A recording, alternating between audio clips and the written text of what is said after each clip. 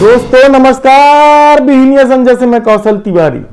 पुरानी पेंशन योजना को लेकर राजनीति गरमाने लगी है और गैर भाजपा शासित तमाम राज्य एक एक करके इसे लागू कर रहे हैं, लेकिन केंद्र सरकार राज्यों को वो पैसा नहीं देने के लिए तरह तरह के अड़ंगे लगा रही है। केंद्रीय मंत्री निर्मला सीतारमण ने तो साफ कह दिया है कि नई पेंशन योजना के तहत कर्मचारियों के जो पैसे जमा हैं उसे वापस राज्यों को देने के लिए कोई कानून ही नहीं है। इसके अलावा और भी कई तरीके के अड़ंगे मोदी सरकार के द्वारा लगाया जा रहा है।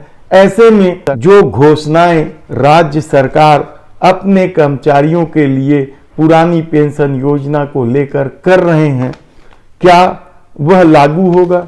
और हिमाचल के चुनाव और गुजरात के चुनाव में जब यह बहुत बड़ा राजनीतिक मुद्दा बन गया है, तो हम विस्तार से आपको बताते हैं कि दरअसल यह पुरानी पेंशन योजना और नई पेंशन योजना में फर्क क्या है। अटल बिहारी वाजपेयी की सरकार ने 2003 में जब नई पेंशन योजना लागू की थी, तब उन्होंने 1972 के सिविल सर्विसेज पेंशन रूल में आमूलचूल बदलाव किया था और इस बदलाव के तहत 50% राशि कर्मचारियों को देना था और 50% राशि सरकार को देनी थी।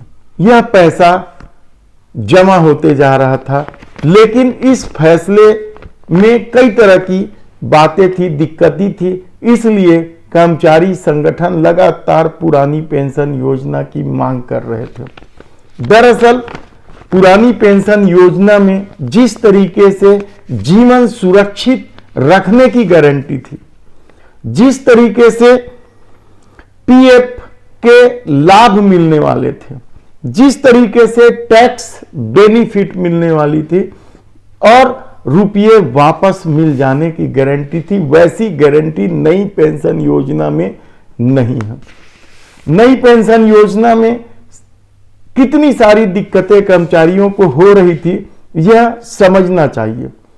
सरकार इस पैसे को कारपोरेट घराने को सौंप रही थी, 50% पैसे को, और शेयर बाजार में, म्यूचुअल फंड में, कॉरपोरेट बॉन्ड में इसे इन्वेस्ट करती थी और यदि मार्केट अच्छा रहा तब तो कर्मचारियों को वह पैसे मिलते थे, और यदि शेयर बाजार गिर गया तो फिर कोई गारंटी नहीं होती थी। और यही कर्मचारियों के आखिरी समय में जब वे रिटायरमेंट के बाद अच्छा जीवन जीना चाहते थे, एक तनाव भरा काम था या तनाव पैदा करता था। इसके अलावा बहुत सारी बातें थी जो पुरानी पेंशन योजना से हटा दी गई थी।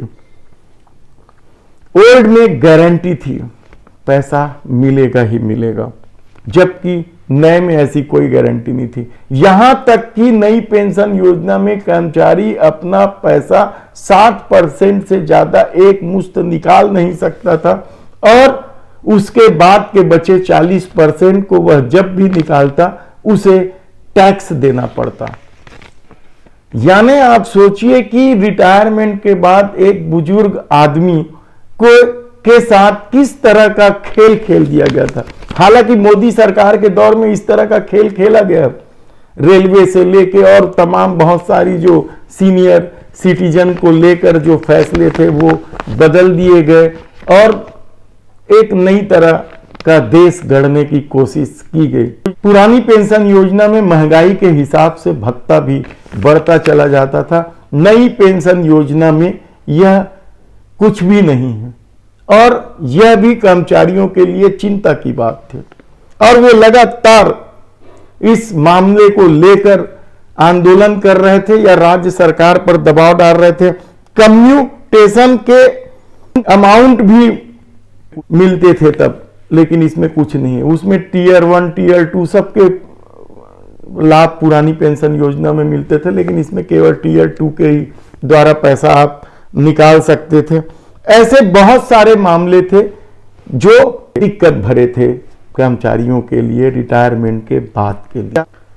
1 अप्रैल 2004 से नई पेंशन योजना लागू कर दी गई थी और तब से ही इसकी मांग लगातार हो रही थी। कुछ राज्य सरकारों ने अचानक ओल्ड पेंशन योजना यानी पुरानी पेंशन योजना लागू करने की घोषणा कर दी, क्योंकि कर्मचारी संगठनों का दबाव लगातार बढ़ रहा था और वे भी एक बहुत बड़े वोट बैंक है, उनके परिवार हैं, उसे देखते हुए बहुत सारे सरकारों ने जब शुरू कर दिया, राजस्थान, झारखंड, छत्तीसगढ़ के भूपेश बघेल की सरकार ने भी पुरानी पेंशन योजना लागू कर दी और कर्मचारियों के जो पैसे, राज्य कर्मचारियों के जो पैसे एनपीएस के तहत यानी नई पेंशन स्कीम के तहत जो जमा है उसे मांगा, तो वित्त मंत्री ने सभी उन राज्यों को साफ कर दिया कि वे उन्हें पैसे नहीं देंगे, क्योंकि ऐसा कोई गैर कानून है नहीं। इसके अलावा भी दूसरे तरह के अड़ंगे लगातार डाले जा रहे हैं। ऐसी परिस्थितियों में राज्य और केंद्र के बीच लड़ाई तो तेज हुई है, कर्मचारी संगठनों के सामने भी या कर्मचारियों के सामने भी नई तरह की दुविधा खड़ी हो गई है कि आखिर क्या होगा। हिमाचल में तो कहा जाता है कि पुरानी पेंशन योजना लागू करने के वादे ने कांग्रेस को पुनर्जीवित कर दिया।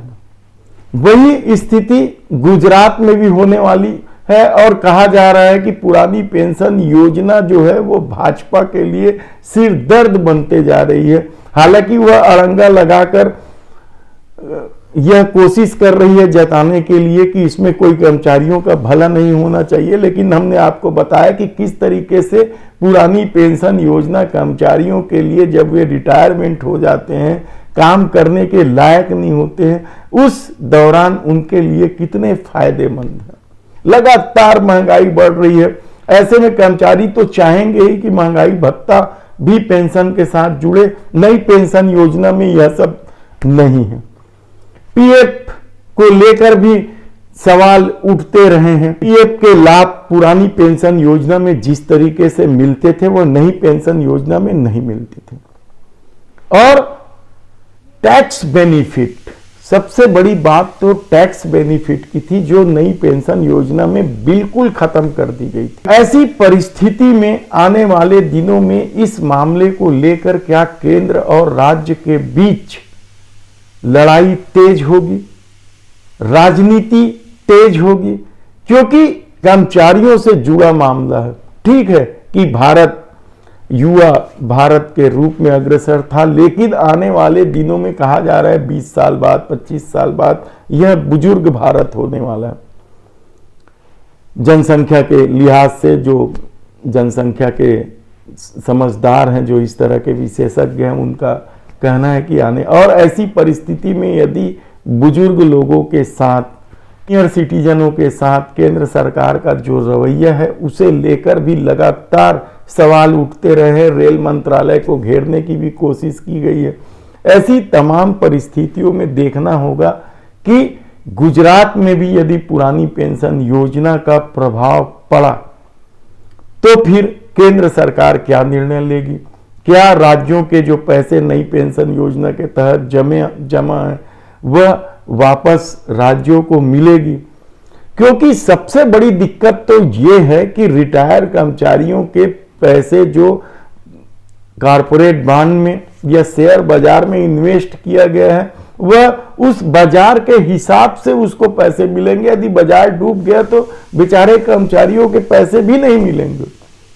इसलिए शायद वे पुरानी पेंशन योजना की मांग कर रहे थे। देखना होगा कि केंद्र सरकार कब तक अड़ंगा लगाती है या यह मामला अब न्यायालयीन दरवाजा भी खटखटाने के लिए जाएगा। बहुत सारी बातें हैं, देखना होगा। धन्यवाद।